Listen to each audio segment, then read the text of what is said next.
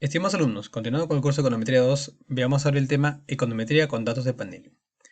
En este primer video, llamado parte 1, cubriremos el tema del modelo agrupado, que es el modelo más simple. Como es el primer video sobre datos de panel, haremos una pequeña introducción al tema.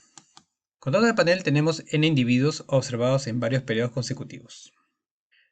Usaremos la notación y y t, que es igual al valor de la variable y para el individuo y en el periodo t. Los individuos pueden ser personas, pueden ser empresas, pueden ser regiones, países, etc. Reconocemos algunos tipos de panel. Por ejemplo, el panel balanceado, donde cada individuo I es observado en T periodos, y el panel no balanceado, donde cada individuo I es observado en T sub I periodos. Es decir, la cantidad de periodos de observación de cada individuo es variable según cada individuo. Otra forma de clasificar a los paneles es, por ejemplo, en lo que son los macropaneles, donde los individuos son países, sectores, regiones. Usualmente es un número no muy grande. N, que es el número de individuos, es pequeño con respecto a T, que es el total de periodos. En este caso suele ocurrir que el número de individuos es un poco mayor que T o que el número de periodos es mayor que el número de individuos. Por ejemplo, imagínese un panel sobre las regiones del Perú. En total son 25 regiones. Entonces en ese caso n sería igual a 25. Y si tenemos 10 años, tendríamos n igual a 25, t igual a 10. O de repente un panel de países, ¿no? Donde tengamos quizá los países de Sudamérica. N sería 10 y t podría ser tal vez 30 años. Datos macroeconómicos de los últimos 30 años. En ese caso tendríamos un t de 30 mayor que el número de n individuos. El otro tipo de paneles son los micropaneles, aquellos que se basan en encuestas de hogares o personas. Y en aquellos el número de individuos n es mucho más grande que t. Por ejemplo, la encuesta nacional de hogares, que abarca más o menos unos 7000 hogares, y en su encuesta de Nao Panel llega a tener hasta unos 5 periodos. Entonces, en ese caso, el número de individuos es muchísimo más grande que el número de periodos. ¿Qué ventajas ofrece el tener datos de panel con respecto a lo que hemos visto sobre corte transversal? Ofrecen estimaciones más eficientes que corte transversal, pues usan más datos. Esto porque ahora tenemos no solamente los datos de n individuos, sino también tenemos un seguimiento en el tiempo de esos individuos. Aunque es cierto que los datos de panel podrían tener menos individuos que una base de datos que sea solamente de corte transversal. En ocasiones, los datos de panel pueden ayudar a resolver el problema de endogeneidad de los regresores. Es decir, nosotros sabemos que el tema de endogeneidad de regresores podemos abordarlo utilizando variables instrumentales, pues las técnicas de panel nos ofrecen unos métodos alternativos dentro del contexto de panel que podrían, hasta cierto punto y en ciertas ocasiones, ayudarnos a resolver el problema de correlación entre regresores y el error. Pero ese tema lo veremos en un video más adelante. Otra ventaja de los datos de panel con respecto a corte transversal es que consideran la dinámica de las variables económicas. Una visión de corte transversal es una visión estática en el tiempo, es como si fuera una fotografía. Mientras que unos datos de panel me muestran el cambio de esa fotografía en el tiempo, es decir, como una película. Por lo tanto, la información que entregan los datos de panel es mucho más rica que la información que me puede entregar datos de corte transversal. Esa es quizá la principal ventaja que tienen los datos de panel con respecto a los datos de corte transversal. Muy bien. Entonces, aquí vamos a plantear un primer modelo de datos de panel, y nuestro punto de partida será lo que ya conocemos del modelo de regresión lineal clásico. Entonces, vamos a tomar un modelo de datos de panel que vamos a llamar el modelo de homogeneidad total o modelo agrupado. En este modelo, los parámetros beta que pueda tener uno en la regresión que vamos a proponer van a ser válidos para todos los individuos en todo periodo de tiempo, en todo momento. Entonces nuestro primer modelo, asemejándose al modelo de regresión lineal clásico, sería así, donde tenemos nuestra variable endógena y y t en función de un vector de variables x y t beta más un término de error u y t. Ese es nuestro modelo 1, nuestra ecuación 1. Aquí noten que el vector beta no tiene ningún subíndice, es decir, ese vector beta, el que gobierna la relación entre x e y, vale para todos los individuos y en todos los periodos posibles. En este caso vamos a decir que los individuos van de 1 hasta n y los periodos van de t igual a 1 hasta t mayúscula. Es decir, estamos viendo el caso de un panel llamado balanceado. En realidad, en este curso vamos a asumir siempre panel balanceado, aunque podríamos por ahí en ocasiones tener panel no balanceado. Digamos que vamos a asumir panel balanceado por fines prácticos con el objetivo de tener expresiones matemáticas más sencillas, pero en realidad no se pierde mucho si es que hacemos este supuesto en lugar de tener el panel no balanceado, ¿no? Es decir, todo lo que se explique sobre panel balanceado, en su gran mayoría se aplica también para el panel no balanceado. En el caso del vector x y t, es un vector fila de variables del individuo y en el periodo t, ¿no?, que van a ser las variables, los regresores que explican el comportamiento de y. Vamos a asumir que son k. En realidad son k-1, dado que la primera variable es una constante de unos, ¿no? Entonces x y t es un vector fila de k elementos para el individuo y en el periodo t.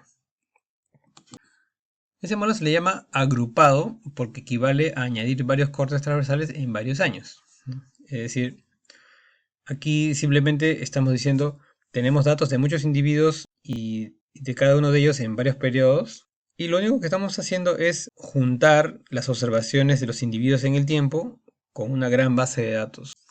Una base de datos que viene a ser como la agrupación, la adición de las bases de datos de cada individuo. Los supuestos del modelo agrupado son casi los mismos del modelo clásico. Se asume que el modelo es lineal en parámetros, ¿no? Lo vimos, decía ahí x beta, es una expresión lineal en los betas. Asumamos que la esperanza de u y t dado x y t es igual a 0 para todo y para todo t. Esto va a implicar que la covarianza entre u y t y los x y t van a ser igual a 0. Es decir, no existe ningún tipo de endogeneidad de regresores aquí. Asumamos que la varianza del u y t condicionado al valor contemporáneo x y t es igual a un sigma cuadrado para todo y t. Esto es lo que llamaremos homoscedasticidad. Asumamos que la covarianza de un error del individuo y en el periodo t con otro error del individuo j en el periodo s, dados estos x, es igual a 0, aunque y podría ser igual a j y t podría ser igual a s. Entonces es un supuesto de no autocorrelación, es decir, los errores, perturbaciones del modelo panel no presentan correlación entre ellos. Esto debemos aclararlo que esta correlación se asume que igual a 0 para todo i igual a jt diferente s, es decir, para todo individuo y en periodos distintos, así como se asume que la covarianza es 0 para diferentes individuos en el mismo periodo, y también se asume que la covarianza es 0 para distintos individuos en distintos periodos. Se asume también no multicolinialidad. Podemos asumir también errores normales, pero por el momento no lo vamos a hacer. Y veamos más bien cómo se plantea la base de datos en matrices. Entonces, en matrices tenemos que hacer algunas definiciones, dado que tenemos n individuos y t periodos. Es decir, la cantidad de información de observaciones crece notablemente. Porque ahora vamos a tener, si es que este es nuestro vector de la vector columna de la variable endógena, y, este vector columna de la variable endógena corresponde a los datos de los n individuos, donde cada uno de estos y1, y2 hasta yn son vectores columna de los datos de cada individuo, ¿no? Por ejemplo, este y1 corresponde a las t observaciones del individuo 1 en sus t periodos, ¿no? Esta es una columna de t por 1. Este Y sub 2 también son los datos del individuo 2 en sus t periodos, así sucesivamente hasta los datos del individuo n en sus t periodos. En forma extensiva sería así. La parte de arriba corresponde al Y1 y son los datos del individuo 1 en sus t periodos, o sea, el Y11 sería el dato de la endógena del individuo 1 en el periodo 1, Y12 sería el dato de la endógena del individuo 1 en el periodo 2, así sucesivamente hasta los datos del individuo 1 en el periodo t. Aquí está la columna que decía de tamaño t, es esta. La siguiente sería la columna del individuo 2 en sus t periodos, y así sucesivamente hasta tener la del individuo n. Entonces, una columna que representa los datos del individuo 1 en t periodos, este es del individuo 2 en t periodos, y este sería del individuo enésimo en t periodos. En total, el largo total de la columna va a ser de tamaño n por t, n individuos t periodos. Entonces, una columna bastante larga. Luego, siguiendo con el modelo agrupado, la matriz de datos X va a ser el resultado de la agrupación de los datos de los n individuos, cada uno en sus periodos. Aquí tengo esta X mayúscula 1, viene a ser una matriz rectangular de todos los datos del individuo 1 en sus t periodos y sus k variables. Aquí en la X2 serían los datos del individuo 2 de sus k variables en los t periodos. Y así sucesivamente hasta los datos del individuo n, ¿no? ¿Se dan cuenta? Aquí simplemente estamos agrupando los datos de los individuos en forma ordenada, vertical, ¿no? Y estamos creando una gran matriz X. Así se trabaja en el modelo agrupado. Desagregando un poco más, los datos del individuo 1 van a ser los que están acá arriba. Cada uno de estos X en negrita son vectores fila de tamaño K. Todo esto corresponde a X1. ¿No? Y de forma similar se explica lo de X2 hasta Xn. Y esta es la forma más desagregada posible. Vamos a hacer unas líneas aquí para dividir a los individuos. Entonces aquí está en forma explícita los datos del individuo 1 en sus t periodos para las k variables. Es decir, acá está su columna de unos, los datos de la variable 2 del individuo 1 en los t periodos, la variable 3, los t periodos del individuo 1 hasta la variable k. Acá sería la matriz de datos de la segunda variable, tercera variable, cuarta variable en los t periodos del individuo 2 y así sucesivamente, ¿no? Esto se repite. Entonces, en este modelo, la matriz X es simplemente la agrupación, adición vertical de todos los datos de todos los individuos en todos los periodos. En total, la matriz X es bastante grande, es de dimensión nt por k, nt filas, k columnas. Bueno, de forma similar, los errores o perturbaciones también se van a definir así, ¿no? Como U va a ser un vector de columna de perturbaciones de tamaño nt por 1. Acá están los errores del individuo 1, del individuo 2 hasta el individuo n. Acá tenemos los errores del individuo 1 en sus t periodos, individuo 2 en t periodos, etc. Bueno, en matrices más compactas tendríamos entonces que el modelo sería el modelo típico y igual a x beta más u. El estimador de mínimos colores ordinarios de este modelo agrupado es el que conocemos nosotros, ¿no? El estimador de MCO, x transpuesto por x a la menos 1, x transpuesto por y. ¿Ok?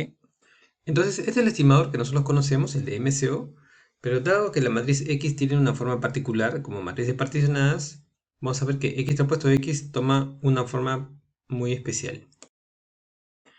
Entonces, como la matriz X tiene una forma de vector columna de matrices particionadas, x transpuesto por x, que aparece aquí arriba, va a ser en realidad como una suerte de producto interno de ese vector columna, lo que va a dar como resultado la sumatoria de xi transpuesto xi.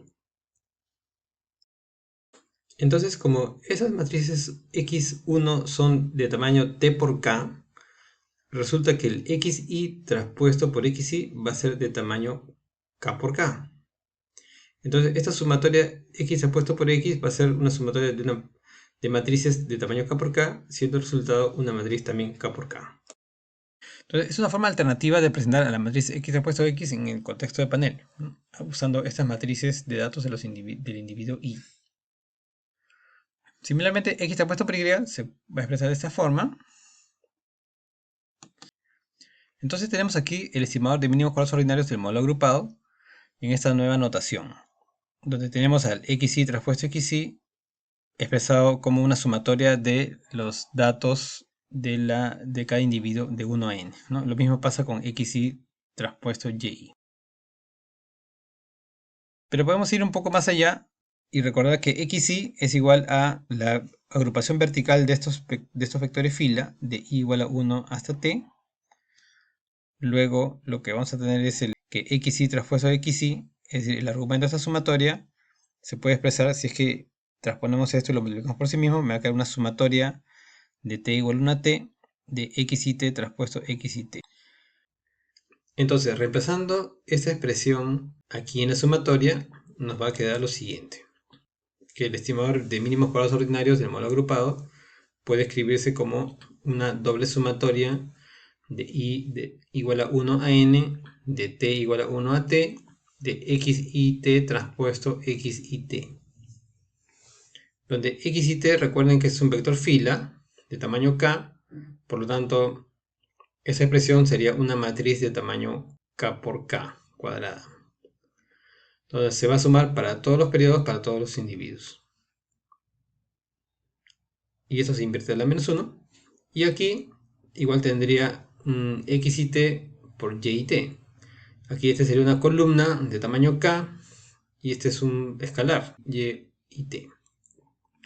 El total va a ser una columna de tamaño k por 1. Entonces el total va a ser una columna de tamaño k por 1 de los k estimadores de mínimos cuadrados ordinarios de ese modelo agrupado.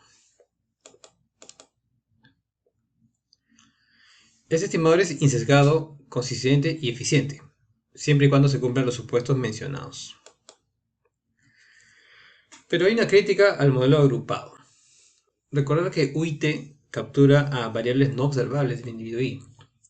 Por ejemplo, variables como por ejemplo los hábitos, las costumbres, las preferencias, habilidades, que cambian muy poco o nada en el tiempo. Por ejemplo, si yo soy el individuo I y mis perturbaciones son como UI, tengo mis T perturbaciones correspondientes a los T periodos, es razonable pensar que ellas pueden estar correlacionadas. Por ejemplo, mi perturbación del periodo 1 podría estar relacionada con mi perturbación del periodo 2. Si es que esas perturbaciones contienen, por ejemplo, mis habilidades. Mis habilidades de hoy serán similares a mis habilidades de mañana y de pasado mañana. Lo mismo con mis costumbres, mis hábitos, etc. Entonces, si sospechamos que existen variables omitidas como las que menciono aquí arriba, que son variables omitidas dentro del error que cambian muy poco en el tiempo, entonces podría ser que exista algún tipo de correlación o autocorrelación en estas perturbaciones para mí como individuo I. Luego, es posible que exista autocorrelación intraindividuo. Ojo que estamos llamando intraindividuo porque es para un iésimo individuo donde sus perturbaciones van a estar relacionadas en sus T periodos. No estamos diciendo nada acerca de autocorrelación entre individuos, donde mis perturbaciones puedan relacionarse con las de otros individuos. Eso también podría darse, pero por el momento imaginemos que no. Lo que sí es bastante obvio es que es muy probable que tengamos una autocorrelación intraindividuo. Formalmente sería así: covarianza de UIT con UIS dado XYT, XYS distinto de 0. Donde acá tenemos T y S son el periodo T y un periodo distinto, periodo separado de un mismo individuo I. Es decir, las perturbaciones de un individuo I en el periodo T pueden estar correlacionadas con otras del mismo individuo en otro momento. Y de ocurrir esta autocorrelación, entonces el estimador beta agrupado no sería eficiente. Por lo que recordamos nosotros de econometría 1 del modelo clásico, cuando se viola el supuesto de no autocorrelación, entonces estamos en el caso de perturbaciones no esféricas. Y cuando tenemos perturbaciones no esféricas, mínimos cuadrados ordinarios es insesgado, es consistente, pero ya no es eficiente. Es decir, ya no tiene la menor varianza. Entonces debemos modelar este patrón de autocorrelación y buscar una estimación más eficiente, que pueda ser, por ejemplo, la de mínimos cuadrados generalizados. Muy bien, entonces en el siguiente video vamos a ver el desarrollo de un estimador de mínimos cuadrados generalizados para este modelo de datos de panel. Muy bien, eso es todo por ahora. Muchas gracias por su atención.